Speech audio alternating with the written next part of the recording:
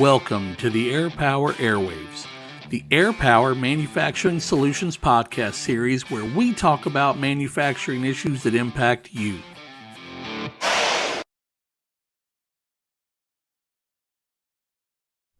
Hey there, this is Travis Stirewalt with AirPower Airwaves. Welcome to another podcast.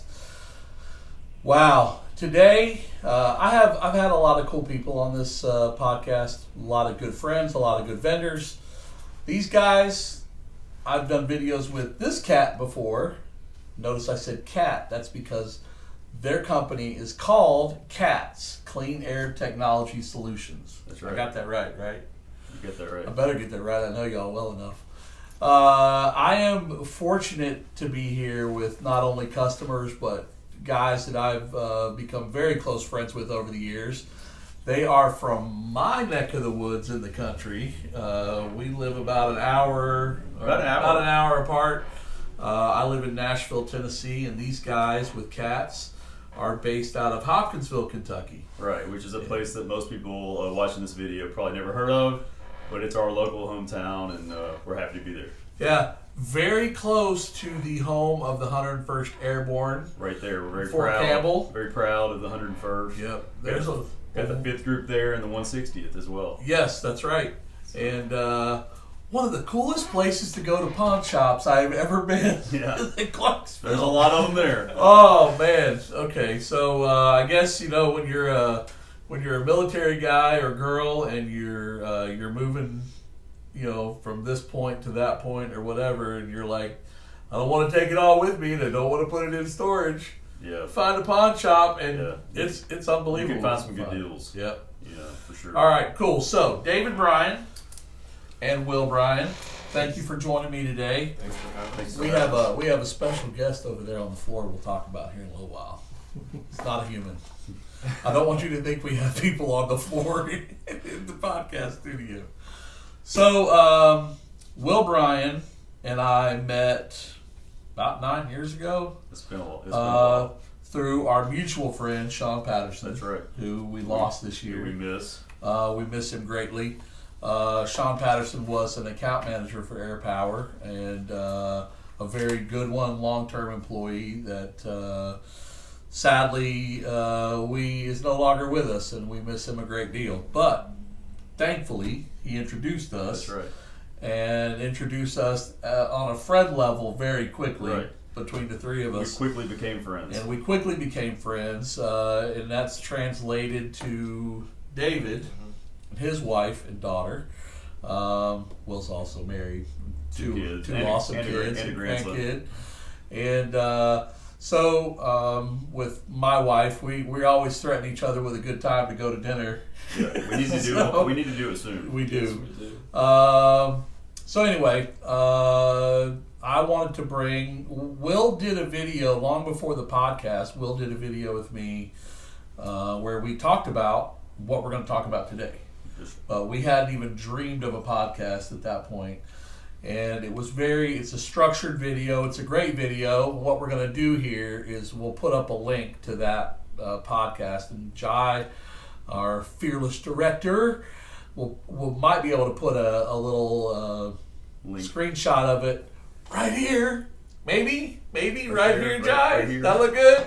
Can we get it right here? Right over here somewhere. Ta-da! That was Will and I back in the day doing one of the first videos that we did featuring filters, and we talked about cartridge filters and final filters and Hepas, and it's a confusing world, but it's also simplistic at the same time, but it's misunderstood, and there's we'll get into that here shortly. But so tell me a little bit about CATS.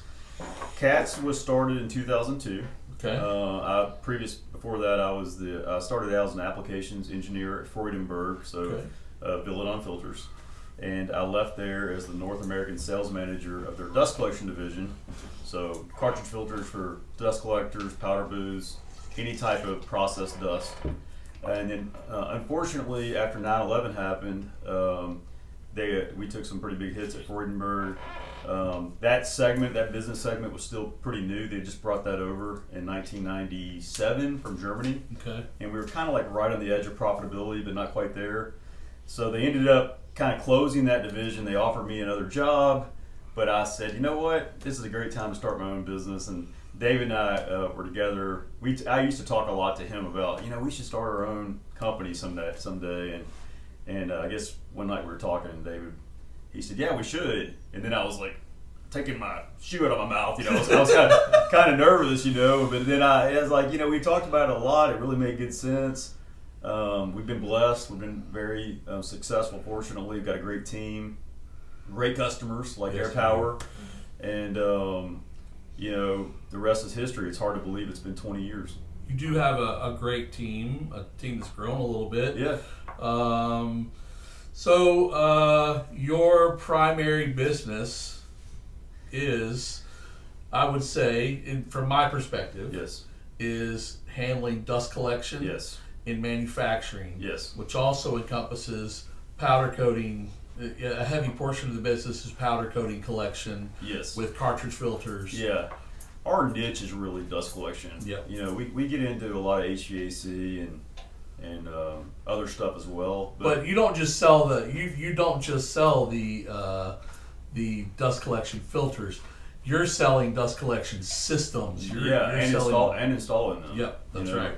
And we also specialize in a lot of the applications are like welding, where there's sparks, and yep. every now and then, unfortunately, there's what we call a thermal event. And that's come up several times in the podcast over the past couple of years. I think we're very, very thermal good event. because we've been doing this for so many years. I think we're very good at fire prevention.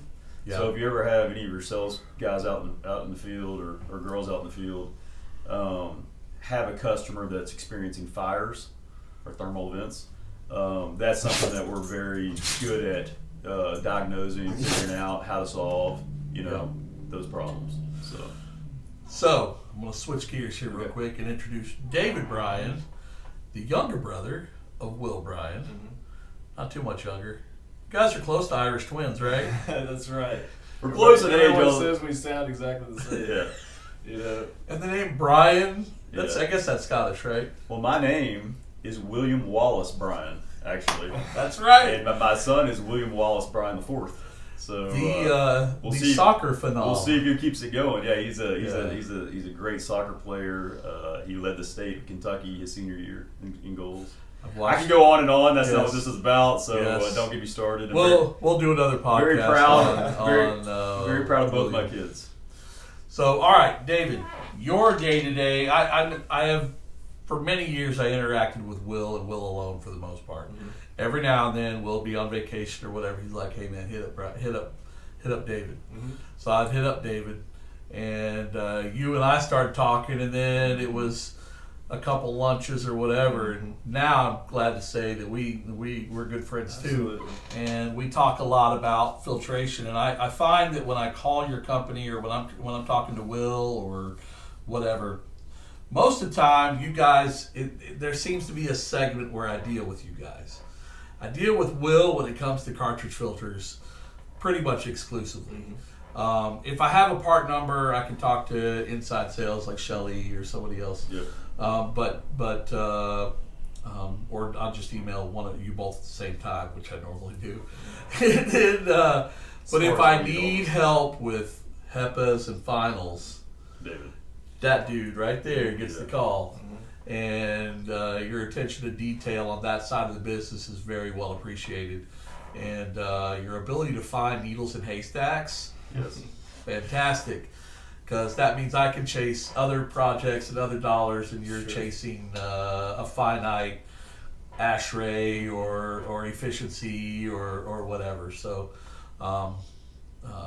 you guys started the company together. That's correct. Yes.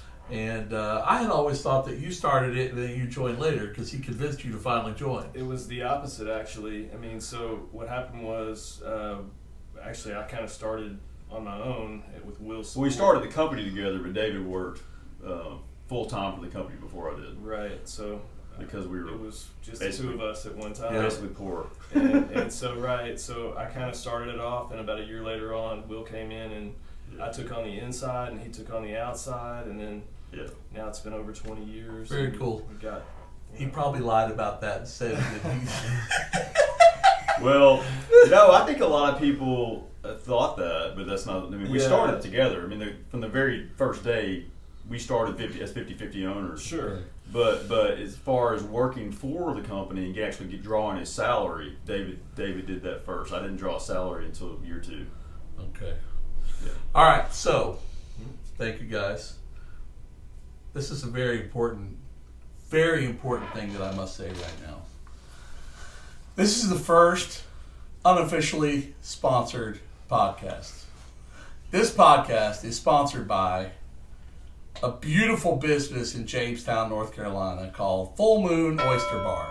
And it is fantastic. Yes. Holy moly. You need to try, if you're watching this video and you're in North Carolina and you're in the area, I think there's 5 locations. Hey guys, okay. Now pretend the Full Moon Oyster Bar logo is click right that here. link right there. Point to it. Click this link. That place right there, and their servers, their service staff, their cooks are amazing. 100%. So last night we were out on the patio for at least 2 hours. Yep. And it might be longer. Jai, you remember? It was a long time. Yeah. It was a long time. Yes, two and a half hours. Well, we started eating. Yes. And drinking. Yep. And we did not stop. I mean, we were responsible. I'll just say that. Yes. But we just weren't responsible with the eating part. With the eating part, we were very The eating part. Can we have another dozen? We would like a dozen raw Another oysters, dozen. We'd like another dozen. And David's like, should we order another dozen? And we like, I already ordered 2. And then we got into this just cheesecake. I think of cheesecake. I think of normal cheesecake dessert. Savory cheesecake. This cheesecake was a crawfish alligator cheesecake. It was awesome. Kind of had like it sort of tasted like it had like hush puppies in it, mixed in it or something. So we also enjoyed it so much that these 2 disappeared inside and come out with T-shirts. Right. From the Full Moon Oyster Bar, tie-dye T-shirts. Yep. I think they're tie-dye. They are. And mine then mine is tie-dye. Yeah. So the 5th member of this entourage here, because we have our all-important director, Jai, behind the camera over there. Jai is very much 100% of this podcast.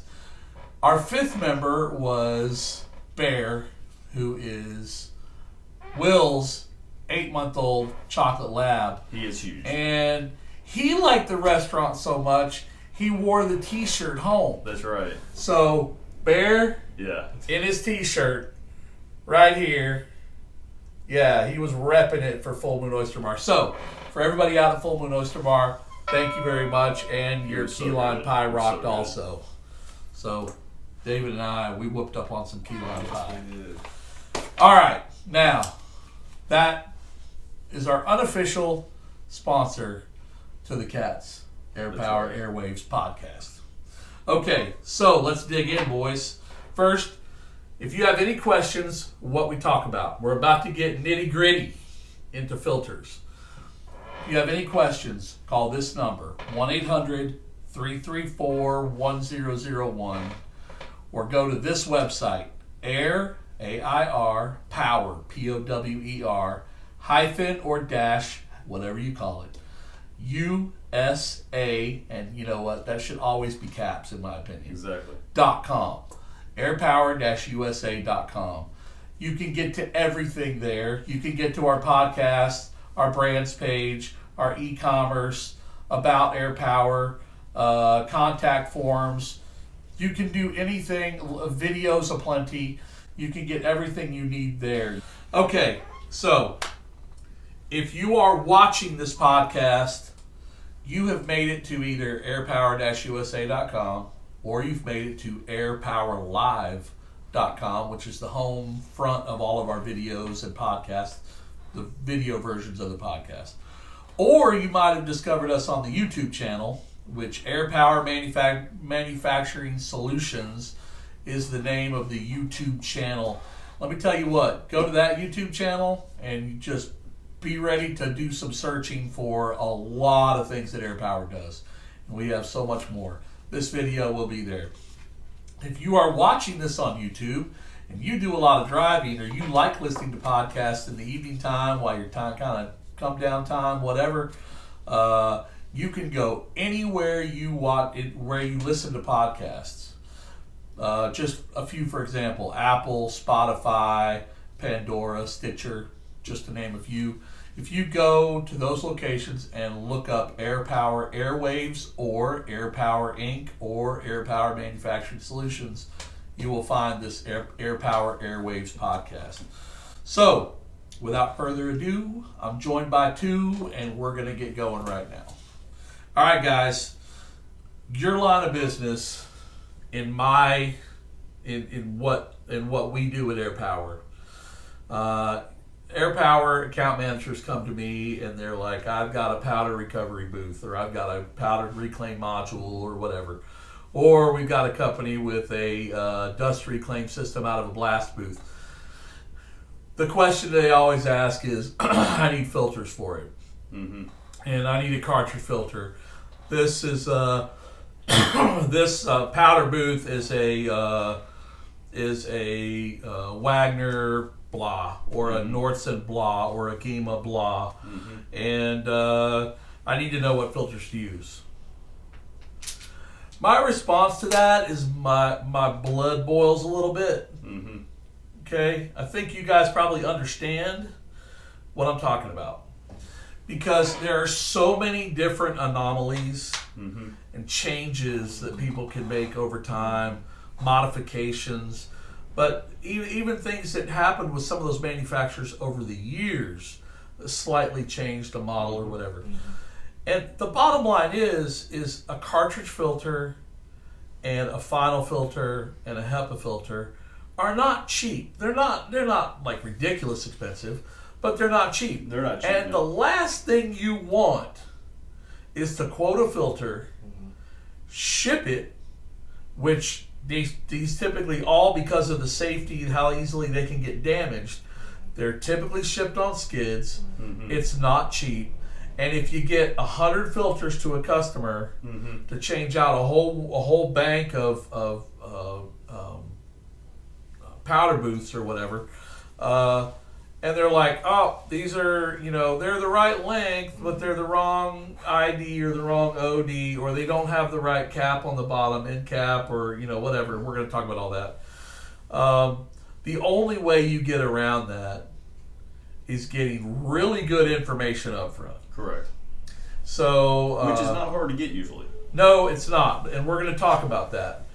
And attention to all who are responsible for either sourcing or finding or quoting or researching these types of filters. There will be a segment of this podcast where we are going to drill down very quickly, very accurately, exactly what you need to know to get the right filter every time. So, more on that in a little bit. Then we talk about final filters. Who wants to take this? What's the difference between a final filter and a Hepa filter? Well, they're both considered final filters, actually. It's just a matter of the efficiency of each one. So a final filter really is just anything, it's the final stage of filtration, in a unit, basically. And so it's usually going to be the most efficient stage. And in most cases, what we see is that it's at least MERV 13 in efficiency. Okay. So on a MERV scale, it goes from 1 to 16. 16 being the most efficient filter on the MERV scale. Yep. Okay. Most of the time in like a powder paint booth, you're going to see at least a 13, and sometimes all the way up to 16. Now, Hepa filters, they're actually measured in a different way. Hepa filters start off at 99.97% of 0.3 micron particles, whereas it's a little more complicated on the MERV scale to explain. But so final filters go here, and then Hepa covers that last. Hepa is a higher level. It's the highest level, basically. It's more for like breathable air, right? Yes. So in a contained area, like a contained or confined space like you would have in like a really good environmental rooms. Or like a hospital, surgical. Exactly. Room. That's what you're talking about. Same type of filter. So because even with, I mean, look at what's happened the last couple of years with COVID. It was nuts. That type of filtration shot up in price because all of a sudden it's being used for masks. And like gyms, like Gold's Gym type gyms, were all of a sudden requiring extra levels of filtration and higher MERV standards or higher Ashrae standards, and so it just really put a hurt on that market. But so on those Hepas, the way I've always thought about it, and I might be wrong, and you can correct me if I'm wrong, is that a final filter is typically used in a powder booth that you're capturing everything and you're recycling the air in a plant, like in a large plant, right? Inside the plant, right? And that you're exhausting that back into the plant. But if you're in an enclosed area, you're talking about a big plant that's got dust and everything anyway. So there's there's airflow, there's things moving around. It's not as critical. But when you're in a facility that has the environmental room for the powder process, for the powder application, the parts come maybe into a vestibule, into a room, and that room is got AC, it's got humidity control, it's got all these things going on, right? It's a very clean room environment, and they take care of it. In those situations, you want HEPA because you're like a room you're a world within a world, right? And you want that clean air in that building, that breathable, clean air in there, because you're not exhausting out into this giant plant, you're exhausting out into a smaller space. So, okay. And then there's other filters that are used in these processes, like pleated filters are sometimes used as a sacrificial. I can't really think of like poly or fiberglass used. Usually, most dust collectors don't have final filters. Yeah. Sometimes they do, but it's rare. I mean, usually... We know of one that we work with together. That's right. And if you're collecting a dust that is harmful, then definitely you should have a final stage.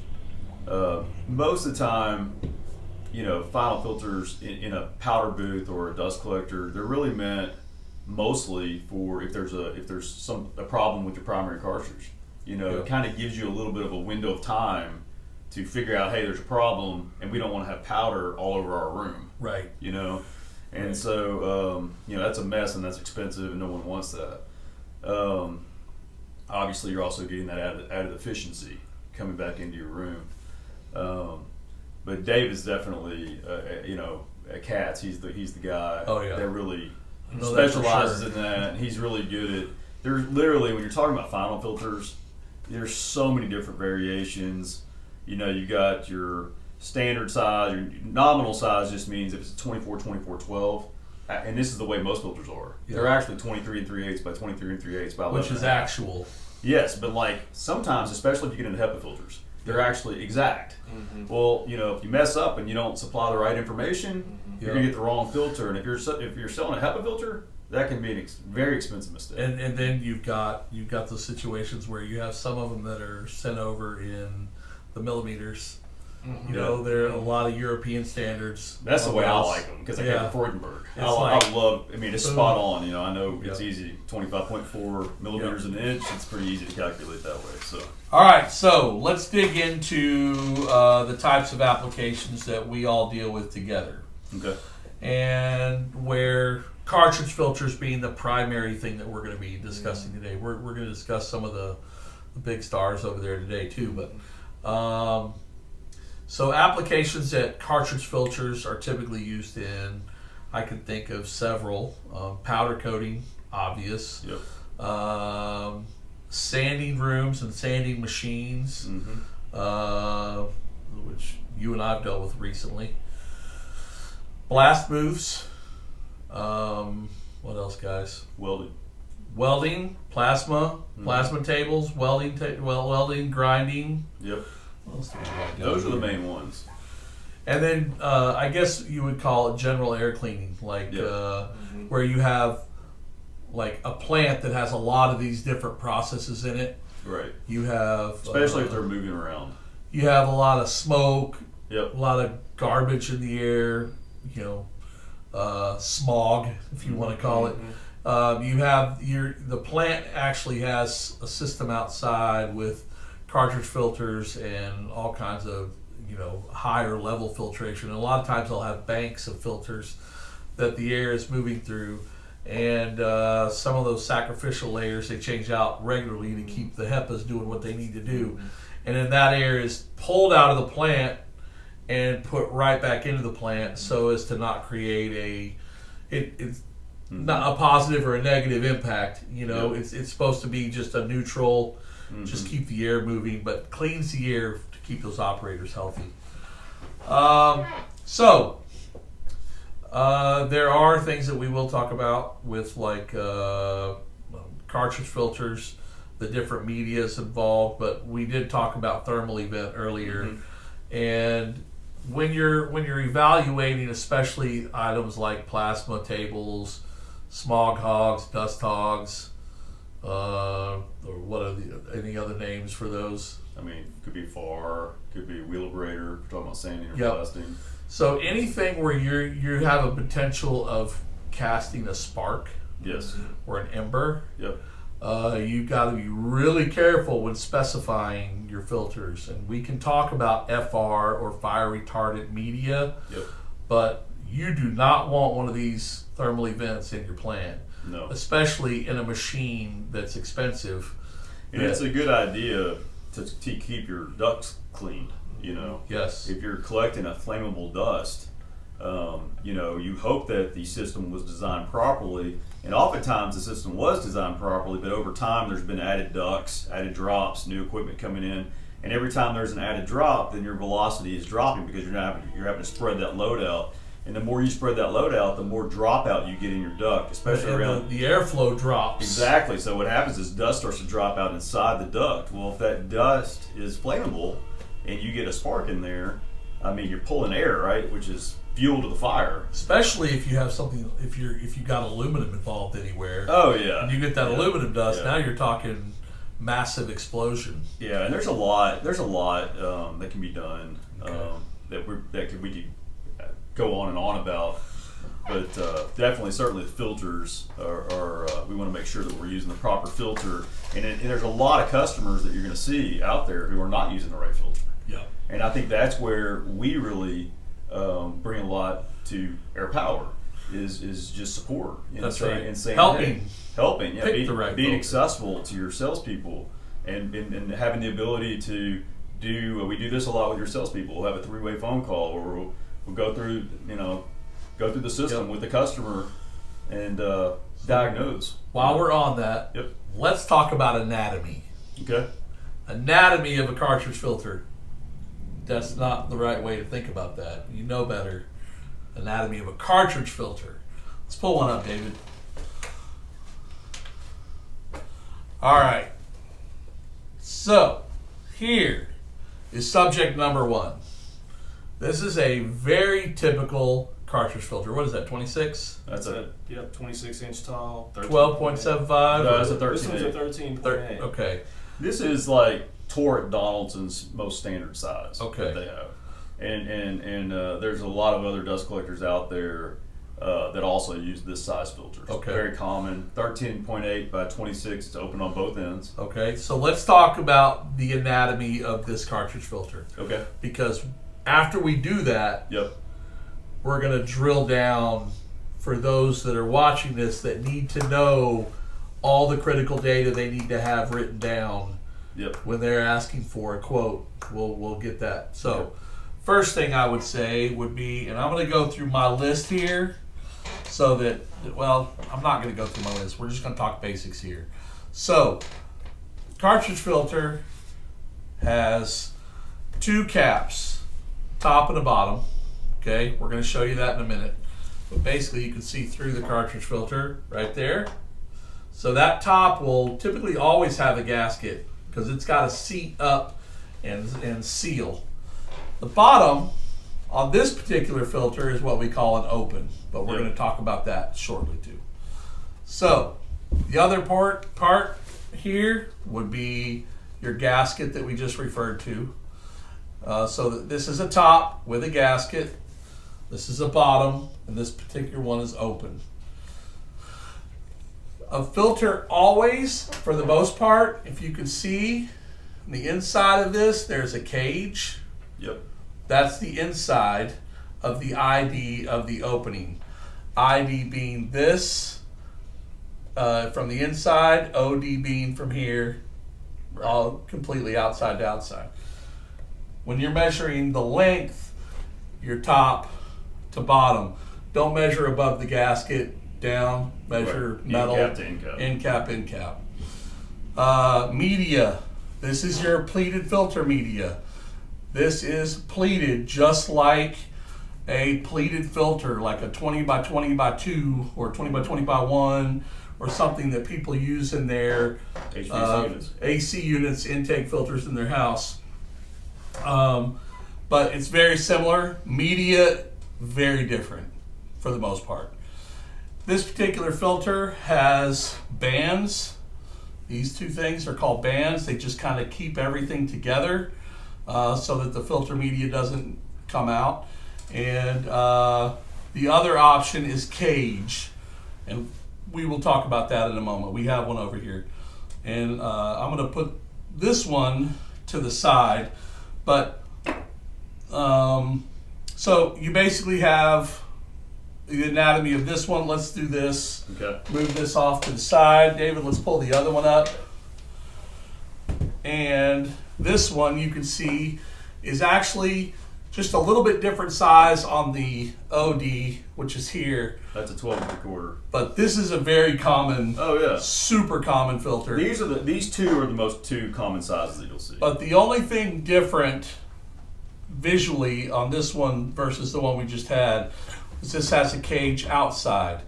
The cage outside, if you're using cellulose or 80-20, which we'll talk about that, and that you have a lot of these that install or they stack and there's a lot of hands-on trying to get it into place, cages are a great idea just to keep the filter from getting a finger punched through it. Like the cellulose, which is paper, is very easy to puncture. So I don't recommend cellulose filters anyway. 80-20 is a good filter, but you could do way better with spun bond and nano. We'll get into that later. But this is highly, highly common. Now, I'm putting my glasses on and we're going to get serious. Let's do it. All right, guys. This is going to be a segment within a segment, within a podcast, okay? Okay. Because we're going to do some preaching. All right. Okay. We're going to preach to those that need to know about cartridge filters and what they need to have for us when they call us and say those words. I need a quote. I need a quote on a cartridge filter. Or, no, they don't say that. They're like, I need a cartridge filter, and they tell us And oftentimes, a part number I need it yesterday. that we don't know or whatever. Right. So, guys, let's stand up. Yep. And we're going to take a look at this one here real quick. All right, so this is a list of items that you need to know. And I'm going to move my chair out of the way a little bit because I'm about to trip over it. This is the things that you need to know when first quoting of all, carry one of these. all the time. All right? It's a simple tape measure. So, the first thing you need to take into consideration is the ID. Will, show them how to ID. measure an ID. So this ID is 8 3/8 Now, that is called an inner dimension. inner diameter. Inner diameter. Inner dimension, inner I'm gonna go diameter. and show the OD. while we're So, at it. what was that? 8 3/8. All right, so I'm going to write this down right now. And millimeters are fine. If you've got a a tape measure with millimeters on it, 8 that works great. and 3/8. See what I did there? I wrote it down. Now, let's get an OD, Yep. which is the outer diameter. OD is 12 3/4. 12 3/4. Now we need the length. The length Now, of Will, we this- talked about this. Do we need to measure from the top of the gasket? No, we don't worry about the gasket. We're going end cap to end cap, 26 inches. 26 inches. Next thing we need to know, the outer makeup. Pull that other one up here real quick. Okay. Again, show the differences side by side. So really what we need to know is, does it have a cage like this one, or does it have bands? It's going to have one or the other. We need to know that. So you have to make that decision. Yeah. There's very little to no difference on the cost of these. This expanded metal, when they're buying that, it's like such a huge volume that they're buying expanded metal. It You ends don't up really being have the a same huge cost, impact. basically, yeah. So it's about the Very same close. cost. So bands versus this. Now, if you have a reclaim scenario and you're using like spun bond, Yep. the bands actually can increase. I like bands. I agree 100% with what Travis said. You have to be a little bit more careful with the filter when it's got bands. But when you back pulse the filter with compressed air to clean the filter, you're back pulsing the filter from the inside. It's pushing the air out, pushing the dust out of the pleat into your dust collector, into your hopper, 55-gallon drum or drawer, whichever your dust collector or powder booth has. You just get more movement in these pleats when you don't have the cage up against the pleats. If that makes sense. Yep, makes So sense. I personally I usually recommend bands. Sometimes in a very abrasive application, I'll recommend a cage. Okay. But either option is great. We see more with the cage in the field, but I like to talk to the customer, figure out exactly what their issues are, if they have any issues, and then based off that, make a recommendation on what I believe will work best. Yep. All right, so I want us to have a conversation about the different medias. Okay. Now, So- this, believe it or not, these two filters look identical, okay? But this is a nanofiber. It's fire retardant, actually. And you can't tell by looking at the filter. This one's 80-20 blend. The nanofiber is basically an 80-20 blend with a nanofiber layer, and you just can't see that. You would have to have a very nice microscope to be able to see that layer of fine fibers over the 80-20 blend. Right. And 80-20, just to be clear, is 80% cellulose and 20% polyester. And this is MERV 10, Yep. and that's a MERV 15 in efficiency. Yep. Okay, all right, okay. So when you go cellulose, which is kind of the down and dirty, Yeah. and you move up to 80-20, Mm-hmm. when you go from 80-20, you go spun bond, Yeah. and then nano, right? Yeah. And what are the differences of the spun bond and the nano?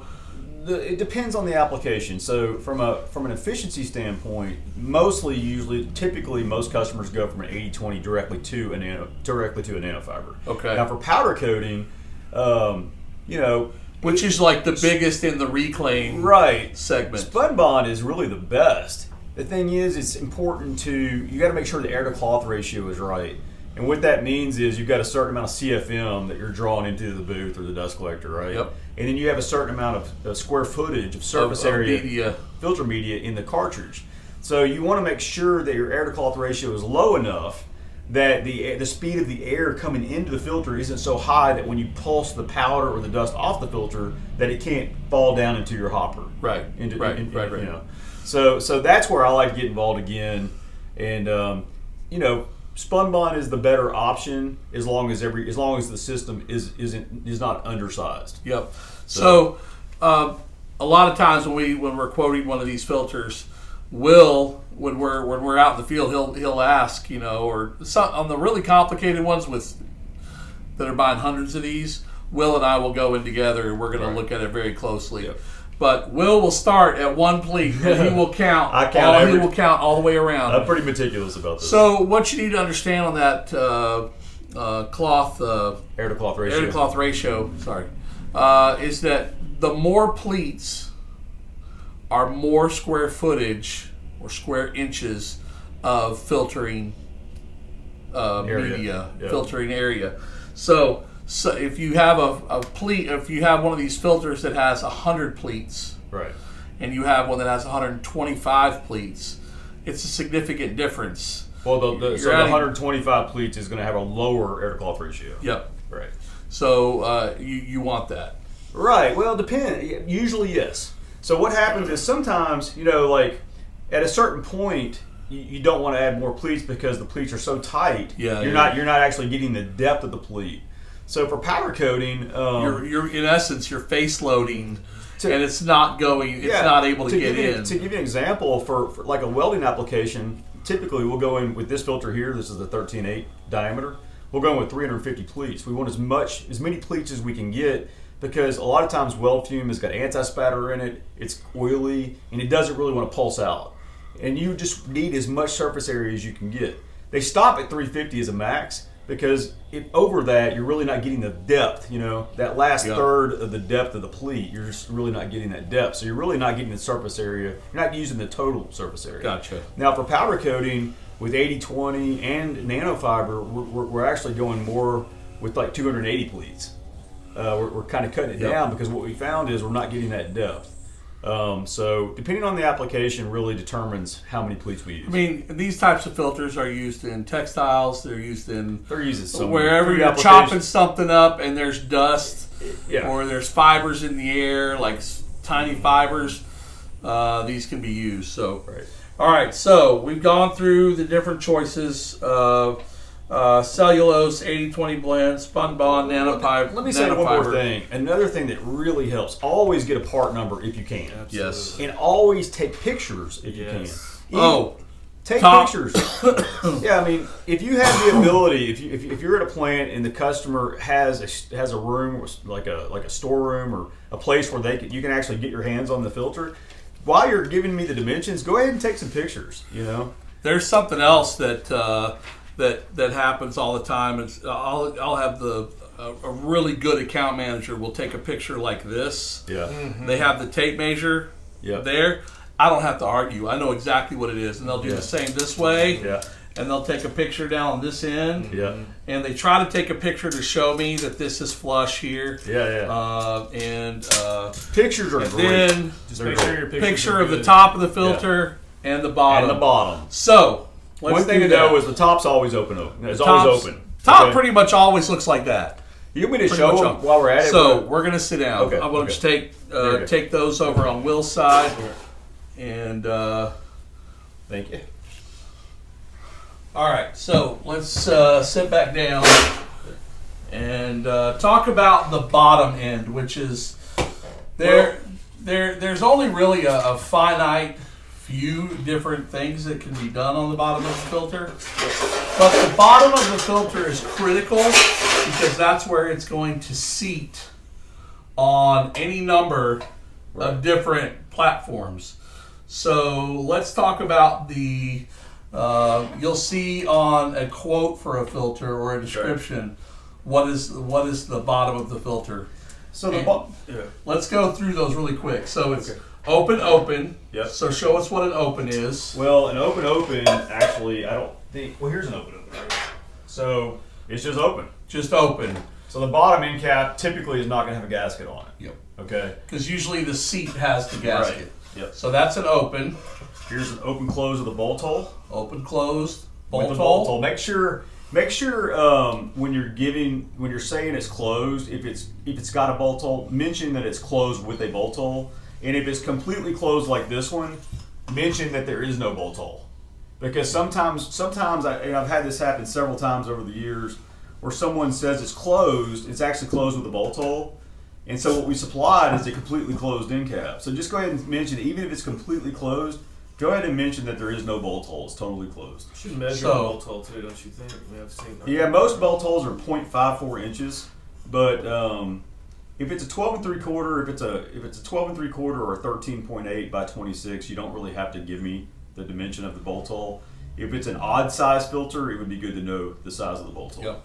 So open is usually an O/O. Yep. Open closed, which is O/C. Yes. Open bolt hole, which is O/BH. Yep. And then we were talking about one more. Well, I've got some. Yes. Well, I brought one. Because there are some anomalies. I brought one here. This is actually the bottom end cap to replace a Nordson 156996 Powder Grid Plus, and this is one of their most common filters. It's a really great filter. It's 36 inches tall. It's spun bond usually, And what this is called is a nut coupling. So we have a special part number, obviously, for this. So the wire is coming through the open Yes. portion, Yep. all the way down through Into the this. threaded That's wire. right. And you can see they use like an epoxy. And to you seal actually just turn you're turning the filter Right. to seat it. That's right. Which is a great idea. Yes. We sell a ton of those to Air Power. Okay. Now I have these other ones I have. I don't know if you want to talk about them yet, but let me know when you want to talk about them. Let's talk about that because we're getting through This everything. is so Torque Donaldson is a major brand that you're going to see when you're out in the field, and some of their units use what's called an oval filter, oval. and so this is an oval end cap, and you'll see those, and we make and sell those all the time. Yep. So in this case, that whole cartridge filter you saw up here, the entire cartridge filter is oval. Right. And the door of the unit's even oval. So you'll know when you see the oval door on the Torque unit that it's an oval filter. Let's talk just for a brief section. Let's cover flanges. Okay. So on the top of the filter, where you would normally have an open, Yep. they usually just seat square up on whatever they're going to, and a lever will push the filter up and seat it, or you're screwing in a bolt hole, or there's a number of different things. A flange is different. A flange is kind of where the filter has a different top. Right. The top is not just a regular open. Right. It's meant to slide into something. It's usually on a track. Yes, on a track. Yep. So let's show them examples of flanges. I brought 3 different ones that are very, very popular. This is a FAR gold cone flange. It's a good size flange. So if you see a FAR gold cone out in the market, this is what the top flange looks like. I brought a FAR 10K. This is their oldest flange they have, and there's actually other brands too that also use a FAR 10K flange. It's a little bit smaller. Doesn't that lock in or something with these? Yes, those are the tabs, and those are important. And then the other one I brought is a wheel abrader. This is really heavy duty, and the reason so is because it's collecting steel shot. Yes. And it's just the filters get so heavy, you need something that's really, and you can't tell on the camera, I'm sure, but this is probably weighs about the same as 4 or 6 of these. It's very thick, and you actually could get this 2 different ways. You could sometimes we'll just supply the filter with a lip. You see that lip? Yep. It actually just drops. So you just put the filter in the middle, you pick this up, slide it in. Yep. And then this one's tack welded. So you can get it either way. You can see that, yep. Yeah. See? So it's a little cheaper not to have to replace this each time. That's and just supply the filter with a 1/2-inch lip. So if you're out in the field and you see that it's spot welded like this, you may just to save your customer some money, just say, hey, let's just supply it with a 1/2-inch lip, and we can also supply this separately. Yep. You know what I mean? And that way you're probably saving. These are pretty expensive. You're probably saving your customer $20 per filter more. every single time, maybe $30. Okay. Let's move these off. Okay. They would just want to measure these, right, with the pictures, basically. Pictures, measurements, drawings, anything you can put together. Okay, thank you. All right, so let's move into finals, Hepas, All right. and how we want to quote these. So what information we would need, or when an account manager is looking at something or a customer's looking at it, wondering what it is. Now we have the label on this. We have it taped over. We don't want to share that data. But what we'll talk about is the makeup of this one, what it looks like and what it does. So this is an Ashrae cell filter. If you see something like this, it has the aluminum separators. You can't miss it. Hepa filters often look the same, but so Hepa is actually an efficiency. This Ashrae is more of a style of filter. So most of these that you'll see in the field are probably MERV 14, potentially MERV 15 in efficiency. This one is a 24 by 24 by 12 nominal. So if it's 24 by 24 by 12, it's likely it's nominal, which in all Ashrays are going to be nominal. I don't say all, but 99.9% of Ashrays are going to be nominal in size.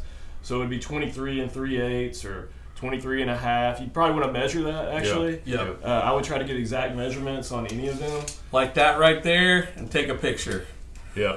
And then do this it on. This is 23 3/8. Yep. Yep. And then you want to measure the depth. Yep. Right. And this is a gasket here. Yep. But you need to understand, or you need to know if it's upstream or downstream. Yep. You need to know that. Always take pictures of the, not only the filter but also the label. Right. And the label will show the direction of the airflow, because sometimes it's confusing to try to tell whether or not the gasket is upstream or downstream. So you may want to take a picture Yeah. where you can see the label and then also see the gasket Yes. location from Yes. the side. Yeah, exactly. So like Will said, the label is going to show, it's going to have an arrow, it's going to show which direction the air is supposed to flow. So for example, in this one, this is an upstream gasket if the air is going this way. Mm-hmm. If it was downstream, it'd be on the back side. Right. Okay. And there's actually different types of gaskets too, but this is a foam gasket. Some of them are neoprene, which is a little bit thicker. But the sticker helps a lot. The sticker tells all sorts of information on it, but pictures also help. These things can come with what's called a face guard sometimes, and it's like a screen on the front or the back. Again, you'd want to use that arrow that's on the sticker to determine if it's a upstream, face guard. Or Isn't it usually there on the back in case there's a blowout? I think it's a keep good it idea from- in powder applications to try to upsell your customer to double face guards a lot of times. Mm-hmm. Because we've seen, if you get some bypass, or if there's an issue with the cartridge, a primary cartridge, you can really, because of the way those rooms are, get powder everywhere. Yep. So this is a box style. Yep. There is no header. Yep. But we're going to show you the other one because how different they are means they'll work or they won't in your application. So this would be considered a box style. Sometimes they are wood. Yep. Like a Particle wood frame, board. metal frame. I've never seen a plastic frame that I can think of. Well, yeah, the plastic molded frame ones. Yeah. Villadon has some plastic frame filters. So let's pull that one back on your side. Sure. And then the last filter we're going to look at is basically the same as this one with the header. Yeah. And we'll talk about upstream, downstream, all that stuff too. So again, a Hepa filter could look just like this, and the sticker is going to be the main indicator, as well as with a Hepa filter, and this is not a Hepa, but a Hepa filter would be more than likely an exact size. So if it was 24 by 24 by 12, rather than be nominal, like which we said was just under 24 by 24 by 12, if it were Hepa, it would likely be exactly 24 by 24 by 12. Yeah, one thing you may want to do is here is flip it around for a second, just so they can see the header. Yep. Yeah. You want to do it? Yeah, that's a good idea. Here. So this is what's considered the header here, and every now and then there will be a header on both sides. Yes, that'd be a double header if that's the case, is what they call So- it. So sometimes the gasket is on the back side. This is the air is going this direction. Depends on the machine how it's actually set up. Right, and this is a good point. Something that you're making me think of, Travis, is these media packs come a certain direction in the filter. Okay, occasionally what we see, especially in some of the Nordsons, I want to say, is that the media pack is the opposite direction. And Right. the filter, Reverse pack. it's called a reverse pack. Right. And so again, that sticker information that we're asking you to take a picture of would tell us Yes. what we need to know to cross that. Yep. Make sure, again, what Dave was saying, make sure you take the picture far enough away from the filter that you can see the gasket and the label showing the direction of the air. I'd get a close-up Turn picture this. of the label and then one from a Yeah, little yeah, distance, Turn exactly. this you know? filter this way. All right. I want to. So in this case, here are the measurements that are really important. Obvious here, Yep. but obviously this is longer. Right. So you need So that too. we need to go here. So in this case, this is 23 and a quarter, Yeah. and this is 21 and 3/4. Yep. So draw it out, map it out for us. Then you want to know this length, Yep.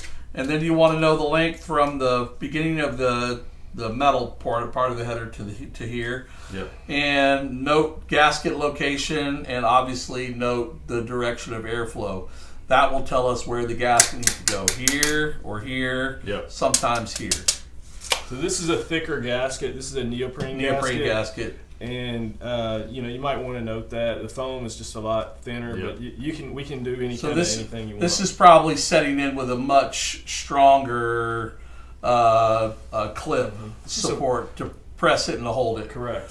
So, all right, let's move that one down. All right, guys. We have made it through all things. It's been Cats. fun. It's been fun. I do want to thank you guys for joining me. Thank you. Anything else we want to talk about? Any anomalies? Any weird stuff? Would you like me to bring Bear over here to show everyone Bear, since we talked about him in a shirt? At least they can imagine him Sure. with a shirt on. Bring Bear over. Bear, you want to come over here for a minute? Hey, buddy. He's sleeping right now. That's all right. He'll get up for Daddy Will. Yeah, he will. He's a good boy. Hey, buddy, you want to come say hi to everybody? So this is my dog Bear. He's 8 months old. He was born on Christmas Day. Come here, buddy. That's Christmas Day of 2021. Come here. Sit over here. Hey, buddy. He's pretty heavy. Can you sit? Sit down. Good boy. So Bear was a big star last night Yes, at he was. Blue Moon Oyster Bar. Everywhere he goes. Full Moon. Yep, Oyster full Bar. moon. He wore a shirt last night, a tie-dye shirt, and everyone wanted to come and love on him. He's a great dog. This is our first animal, And our first pet. And he's lazy, and he's already going back to sleep. Yeah, he's a great dog. He's a great is. dog. He is. Thank you for joining us, buddy. All right, so, wow, we covered cartridge filters and final filters and Hepa filters. Thank you for joining us for this episode. What did I say? Epedition. That's a new word. Epedition. I may look that up because I wouldn't be epedition. surprised if it's in the dictionary. Thank you for joining us. This podcast, again, unofficially sponsored by Full Moon Oyster Bar, and Thank you. We are glad to have Cats with us today, and we had a lot of fun. AirPower Airwaves, airpowerairwaves.com is where you can find this podcast. And then anywhere, if you want to listen to it, anywhere that you look for podcasts, you can download this podcast and look for AirPower Airwaves or AirPower Inc. or AirPower Manufacturing Solutions, and you can find it. If you're listening to this and want to watch it, AirPower Manufacturing Solutions YouTube channel, AirPower's website, airpower-usa.com or airpowerlive.com.